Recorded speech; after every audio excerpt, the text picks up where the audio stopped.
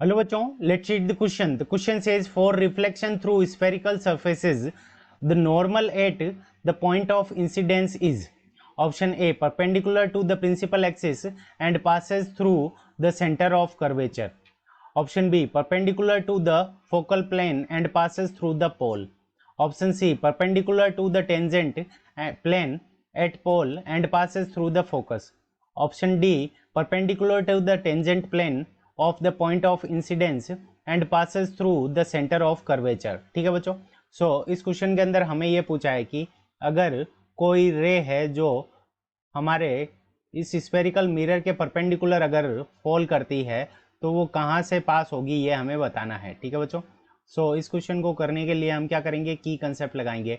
अब की कंसेप्ट के अंदर हम लॉ ऑफ रिफ्लेक्शन लगाएंगे. ठीक है बच्चों. Law of reflection.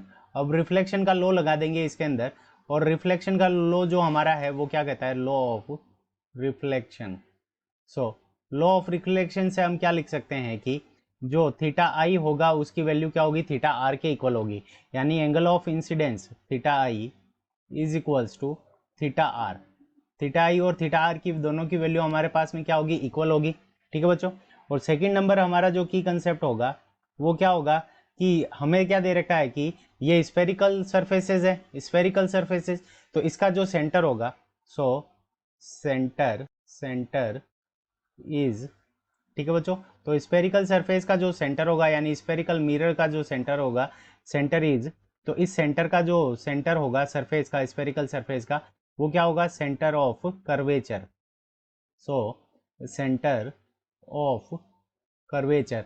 तो सेंटर ऑफ कर्वेचर उस स्फेरिकल मिरर का सेंटर होगा जिससे वो बना हुआ है. Centre of curvature. तो ये दोनों हमारे क्या हो गए, इस क्वेश्चन को करने के की कंसेप्ट हो गए. ठीक है बच्चों. अब देखो, जो हम एंगल मेजर करते हैं वो कहाँ से करते हैं, प्रिंसिपल एक्सिस के, नॉर्मल प्लेन के थ्रू हमारा एंगल ऑफ इंसिडेंट और एंगल ऑफ क्या होता है, रिफ्लेक्शन होता है. यहाँ पे ये क्या हो रहा है कि नॉर्मली उस सरफेस के ऊपर आ रहा है, तो नॉर्मल है तो यहाँ पे जो थीटा आई की वैल्यू हो जाएगी, theta I is equals to हमारे पास में क्या आ गया, जीरो आ गया. और थीटा आर की भी वैल्यू हमारे पास में क्या आ गई, जीरो आ गई. ठीक है बच्चों. क्योंकि वो नॉर्मल के ऊपर नॉर्मली कर रहे हैं, तो इस कंडीशन के अंदर जो हमारी एंगल की वैल्यू होगी वो क्या होगी, थीटा आई की वैल्यू जीरो और थीटा आर की भी वैल्यू हमारे पास में क्या आ गई, जीरो आ गई. ठीक है बच्चों. इसका मतलब क्या होगा कि जिस पाथ से आ रहे हैं उसी पाथ के ऊपर वो क्या करते जाएंगे, फॉलो करते जाएंगे. तो ये क्या हो गई, ये हमारी नॉर्मली इस सरफेस के ऊपर फॉल कर रही है. तो यहाँ से जिस डायरेक्शन के अंदर ये हमारा है, तो उसी डैश डैश डायरेक्शन के अंदर ये हमारा क्या हो जाएगा, कॉमन नॉर्मल हो जाएगा. ठीक है बच्चों. ये हमारा क्या हो गया, कॉमन नॉर्मल.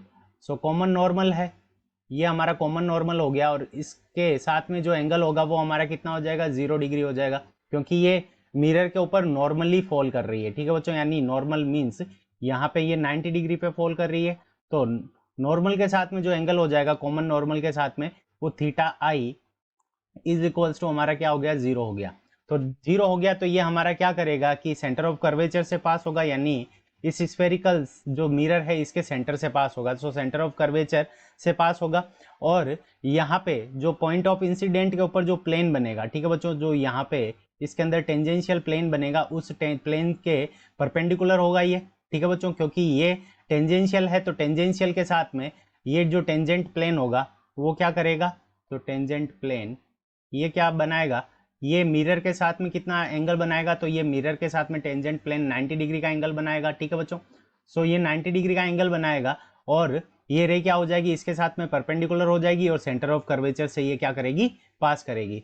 अब हम देखते हैं कि कौन से ऑप्शन के अंदर ये गिवन है. तो perpendicular to tangent plane at the point of incidence and passes through the center of curvature. Option D हमारा करेक्ट आंसर है.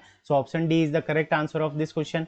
बाकी सारे ऑप्शंस देखें तो परपेंडिकुलर टू प्रिंसिपल एक्सिस के परपेंडिकुलर नहीं होगी. तो देखो यहाँ पे ये हमारी प्रिंसिपल एक्सिस है, इसके परपेंडिकुलर है ही नहीं, क्योंकि ये प्रिंसिपल एक्सिस को जाके बाद में कट करेगी, तो ये परपेंडिकुलर का एंगल बन ही नहीं सकता. ठीक है. ऑप्शन ए हमारा क्या हो गया, इनकरेक्ट हो गया. तो परपेंडिकुलर टू फोकल प्लेन, तो ये भी क्या है, इनकरेक्ट है. And perpendicular to the tangent plane of 8 pole. ठीक है. तो 8 पोल नहीं, 8 point of incident. So option C भी इनकरेक्ट हो गया, option D is the correct answer of this question. I hope you understood it well, best of luck, thank you.